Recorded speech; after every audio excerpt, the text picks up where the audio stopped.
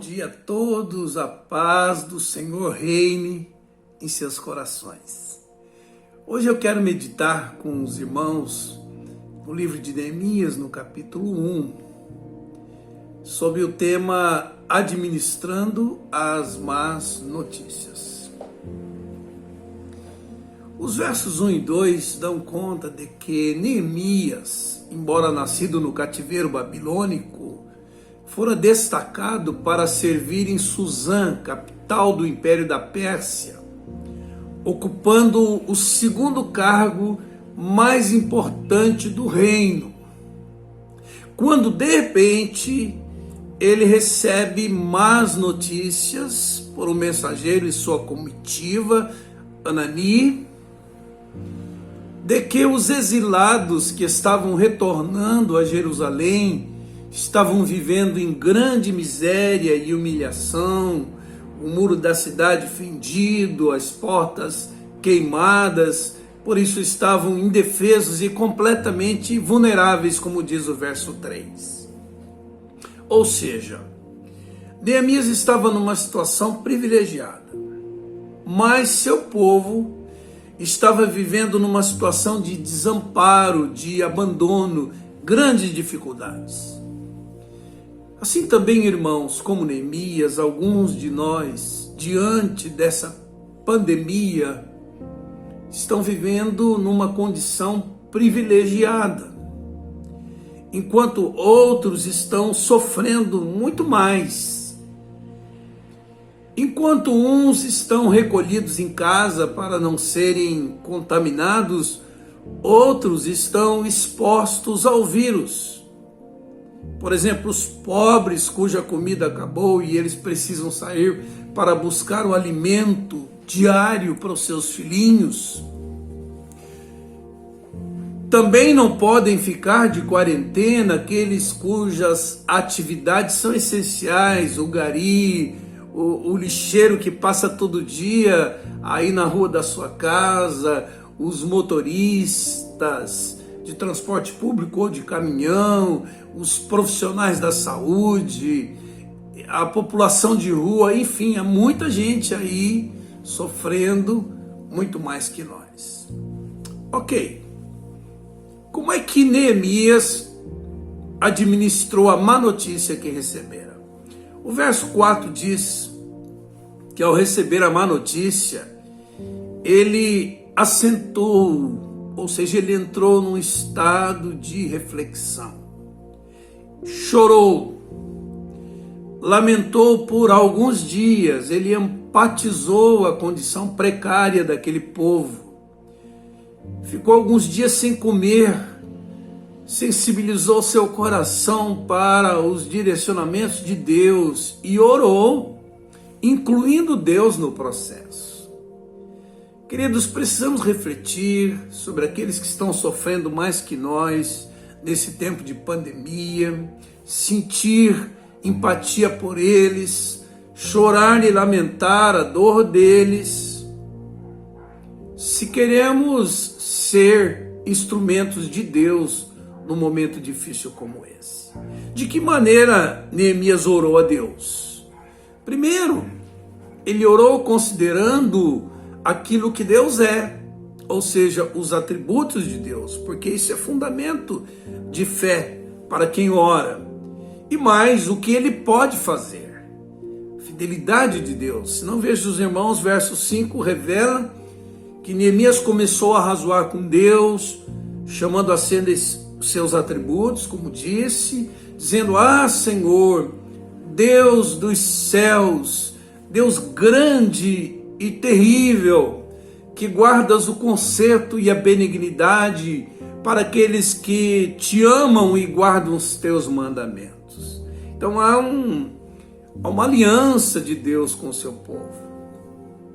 A oração de Neemias, então, queridos, revela a convicção de que Deus é grande e fiel o suficiente para intervir de forma sobrenatural para socorrer aqueles que estão sofrendo mais que nós, como resposta às nossas orações e intercessões. Deus pode guardar, livrar, proteger aqueles que foram criados à sua imagem e semelhança, pelos quais Jesus morreu, em resposta às orações empáticas feitas pelo seu povo.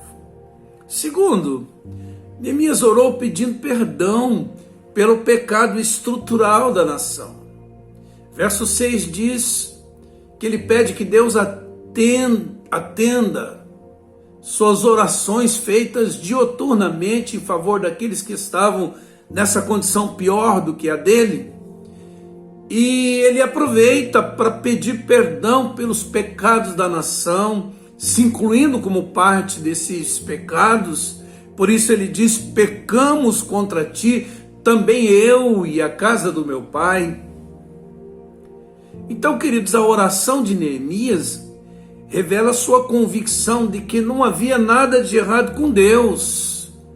Ele sabia que o exílio, o opróbrio, a destruição da cidade de Jerusalém não era plano original de Deus, mas foi um desvio de rota por parte do povo de Deus.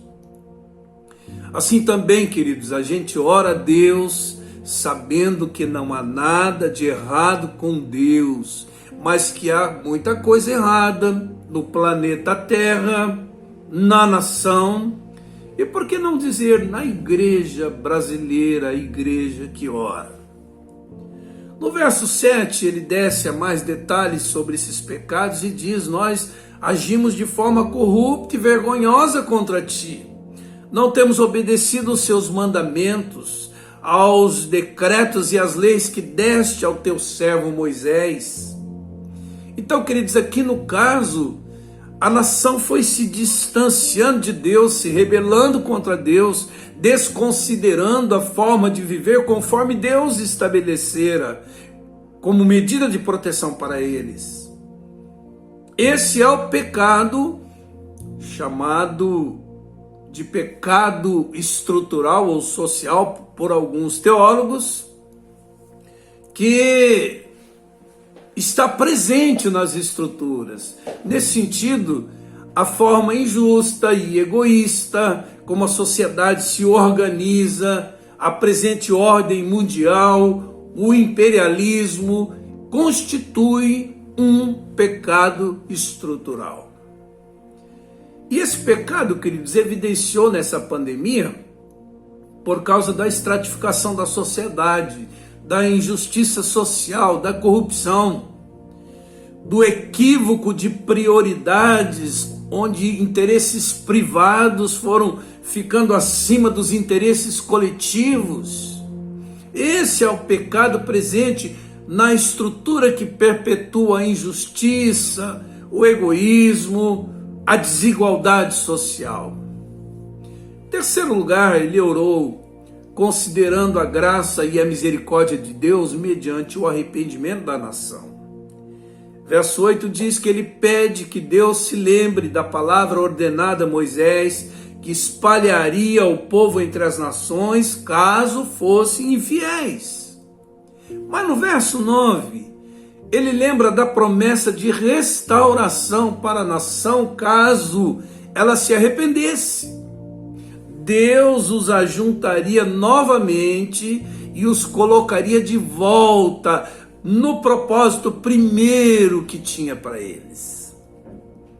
Assim também, queridos, devemos orar clamando para que haja um arrependimento nacional, para que haja restauração não somente na economia, mas especialmente na justiça social, na ética, na forma como a sociedade se organiza, de tal maneira que as distâncias sociais sejam diminuídas e que haja temor de Deus nos corações, especialmente nos corações daqueles que ocupam postos de comando da nação, e que a igreja brasileira também se arrependa dos seus pecados para ser exemplo para eles, em nome de Jesus.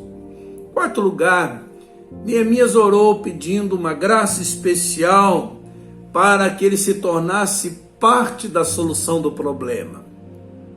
Verso 11, ele volta a pedir a Deus que atenda a sua oração e daqueles que também com ele oravam, e que desejavam temê-lo, e que Deus desse bom êxito a ele com relação à intenção de fazer alguma coisa concreta em favor do povo, com a permissão e ajuda do rei Artaxerxes, para quem ele pediria ajuda e licença para poder socorrer o povo lá em Jerusalém.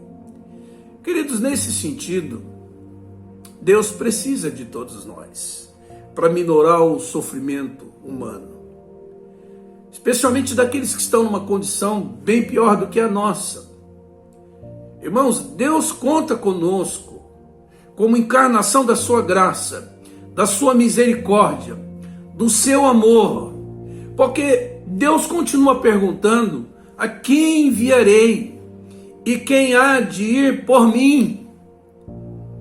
Sabe que em você Deus tem boca, Deus tem braço, Deus tem coração. E Deus continua perguntando: onde está a luz nesse momento de treva? Onde está o sal diante de toda deterioração? É Jesus dizendo: tive fome, me deram de comer, tive sede, me deram de beber, estive nu, vocês me visitaram, estive enfermo, vocês cuidaram de mim. É Jesus dizendo: façam isso, para que vendo as vossas boas obras, glorifiquem a vosso Pai que está nos céus. Amém, queridos? Vamos orar então.